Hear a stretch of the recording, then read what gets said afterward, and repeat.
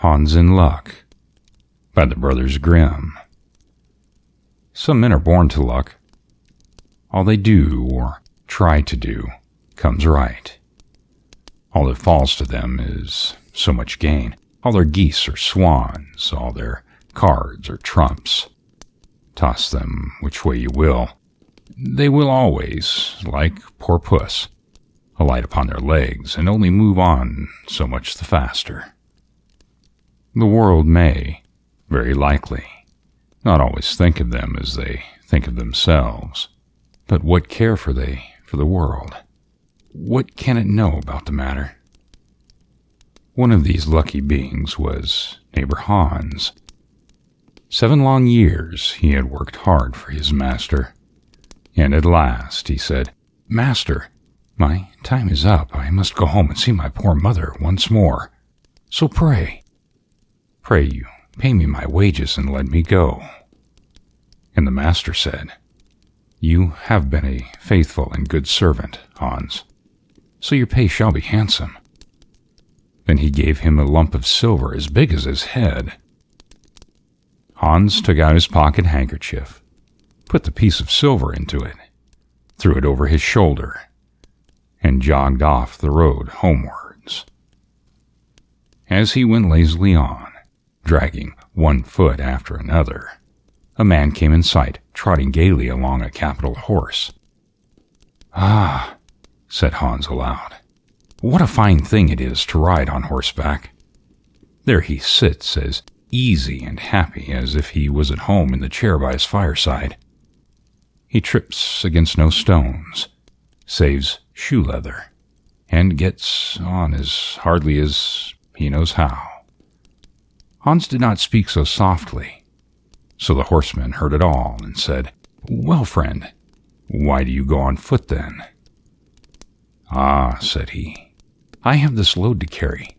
To be sure, it is silver, and it is so heavy that I can't hold up my head, and you must know it hurts my shoulders sadly." "What do you say of making an exchange?" said the horseman. "I will give you my horse, and you shall give me the silver, which will save you a great deal of trouble in carrying such a heavy load about with you." "With all my heart," said Hans. "But as you are so kind to me, I must tell you one thing. You will have a weary task to draw the silver about with you." However, the horseman got off, took the silver, helped Hans up, gave him the bridle into one hand and the whip into the other, and said, "When you want to go very fast, just smack your lips loudly together and cry, 'Jip.'" Hans was delighted as he sat on the horse, drew himself up, squared his elbows, turned out his toes, cracked his whip, and rode merrily off, 1 minute whistling a merry tune and another singing. After a time, he thought he should like to go a little faster, so he smacked his lips and cried, "Jip." Away went the horse at full gallop, and before Hans knew what he was about, he was thrown off and lay on his back by the roadside. His horse would have run off if a shepherd, who was coming by driving a cow, had not stopped it. Hans soon came to himself and got upon his legs again, sadly vexed, and said to the shepherd, "This riding is no joke. When a man has the luck to get up a beast like this that stumbles and flings him off as if it would break his neck. However, I'm off now, once for all. I like your cow now a great deal better than this smart beast that played me this trick and has spoiled my best coat. You see, in this puddle, by which the smells are not very pleasant. One can walk along at one's leisure behind that cow, keep good company, and have milk, butter, and cheese every day into the bargain. What would I give to have such a prize?" "Well," said the shepherd, "if you are so fond of her, I will change my cow for your horse. I like to do good by my neighbors, even though I lose it by myself." "Done," said Hans merrily. "What a noble heart that man has," thought he. Then the shepherd jumped up on the horse, wished Hans and the cow good morning, and he rode away. Hans brushed his coat, wiped his face and hands, rested a while, and then drove off his cow quietly, and thought his bargain a very lucky one. If I have only one piece of bread, and I certainly shall always be able to get that, I can, whenever I like, eat my butter and cheese with it. And when I am thirsty, I can milk my cow and drink the milk. And what can I wish for more?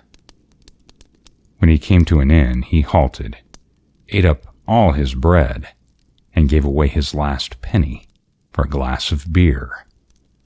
When he had rested himself, he set off again, driving his cow towards his mother's village. But the heat grew greater as soon as noon came on, till at last, as he found himself on a wide heath that would take him more than an hour or so to cross, he began to be so hot and parched that his tongue clave to the roof of his mouth. I can find a cure for this, thought he. Now I will milk my cow and quench my thirst. So he tied her to a stump of a tree and held his leather cap to milk into. But not a drop was to be had. Who would have thought that this cow, which was to bring him milk and butter and cheese, was all that time utterly dry? Hans had not thought of looking into that. While he was trying his luck in milking, and managing the matter very clumsily, the uneasy beast began to think him very troublesome, and at last gave him such a kick in the head as to knock him down, and there he lay a long while, senseless. Luckily a butcher soon came by, driving a pig in a wheelbarrow. "What is the matter with you, man?" said the butcher as he helped him up. Hans told him what had happened, how he was dry and wanted to milk his cow, but found the cow was too dry. Then the butcher gave him a flask of ale, saying, "There, drink and refresh yourself. Your cow will give you no milk. Don't you see she is an old beast, good for nothing but the slaughterhouse?" "Alas," cried Hans, "who would have thought of it? What a shame to take my horse and give me only a dry cow. If I kill her, what will she be good for? I hate beef. It is not tender enough for me. If it were a pig now, like that fat gentleman you are driving along at ease, one could do something with it. It would at any rate make sausages." "Well," said the butcher, "I don't like to say no when one is asked to do kind or a neighborly thing. To please you, I will change and give you my fine fat pig for the cow." "Heaven reward you for your kindness and self-denial," said Hans, as he gave the butcher the cow, and taking the pig off the wheelbarrow, drove it away, holding it by the string that was tied to its leg. So on he jogged, and all seemed now to go right with him. He had met with some misfortunes, to be sure, but he was now well repaid for all. How could it be otherwise with such a traveling companion as he had last got? The next man that he met was a countryman, carrying a fine white goose. The countryman stopped to ask what was the time. This led to further chat, and Hans told him all his luck, how he had got so many good bargains, and how all the world went well with him. The countryman then began to tell his tale, and said that he was going to take the goose to a christening. "Feel," said he, "feel how heavy it is, and yet it is only 8 weeks old. Whoever roasts and eats it will find plenty of fat upon it. It has lived well." "You're right," said Hans, as he weighed it in his hand. "But if you talk of fat, my pig is no trifle." Meantime, the countryman began to look grave and shook his head. "Hark," said he, "my worthy friend, you seem a good sort of fellow, so I can't help doing you a kind in return. Your pig may get you into a scrape. In the village I just came from, The squire has had a pig stolen out of his sty. I was dreadfully afraid when I saw you that you had got the squire's pig. If you have and they catch you, it will be a bad job for you. The least they will do would be to throw you into the horse pond. Can you swim?" Poor Hans was sadly frightened. "Good man," cried he, "pray get me out of this scrape. I know nothing of where the pig was either bred or born, but he may have been the squire's pig for all I can tell you. You know this country better than I do. Take my pig and give me the goose." "I ought to have something into the bargain," said the countryman. "Give a fat goose for a pig, indeed. 'Tis not everyone would do so much for you as that. However, I will not be hard upon you, as you are in trouble."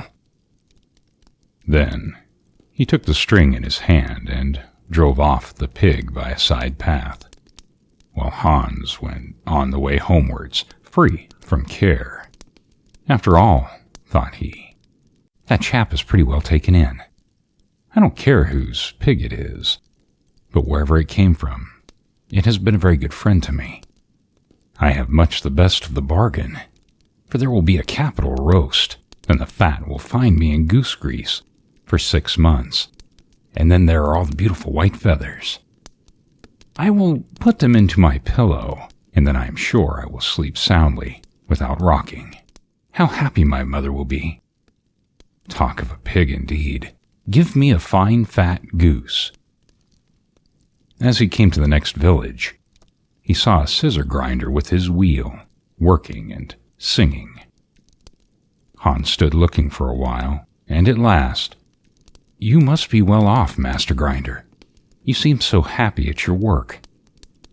"Yes," said the other. "Mine is a golden trade. A good grinder never puts his hand into his pocket without finding money in it." "But where did you get that beautiful goose?" "I did not buy it. I gave a pig for it." "And where did you get the pig?" "I gave a cow for it." "And the cow?" "I gave a horse for it." "And the horse?" "I gave a lump of silver as big as my head for it." "And the silver?" "Oh, I worked hard for that. 7 long years." "You have thrived well in your world hitherto," said the grinder. "Now, if you could find money in your pocket whenever you put your hand in it, your fortune might be made."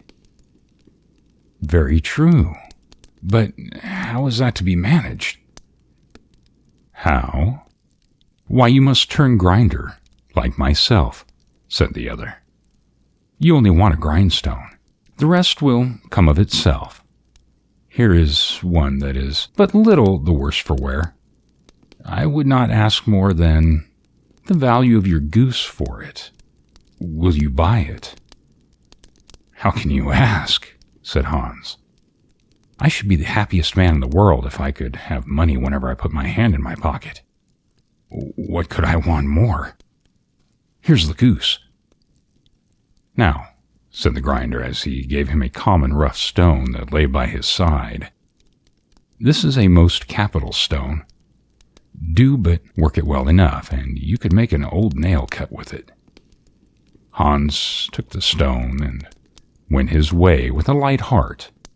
His eyes sparkled for joy, and he said to himself, "Surely I must be born in a lucky hour. Everything I could want or wish for comes of itself. People are so kind. They seem rarely to think I do them a favor in letting them make me rich and giving me good bargains." Meantime, he began to tire, and was hungry too, for he had given away his last penny in his joy at getting the cow. At last he could go no further, for the stone tired him sadly, and he dragged himself to the side of the river that he might take a drink of water and rest a while. So he laid the stone carefully by his side on the bank. But as he stooped down to drink, he forgot it, pushed it a little, and down it rolled, plump, into the stream. For a while he watched it sinking in the deep, clear water, then sprang up and danced for joy, and again fell upon his knees and thanked heaven with tears in his eyes for its kindness in taking away his only plague, the ugly, heavy stone. "How happy am I!" cried he. "Nobody was ever so lucky as I." Then up he got with a light heart, free from all his troubles, and walked on till he reached his mother's house, and told her how very easy the road to good luck was. The end.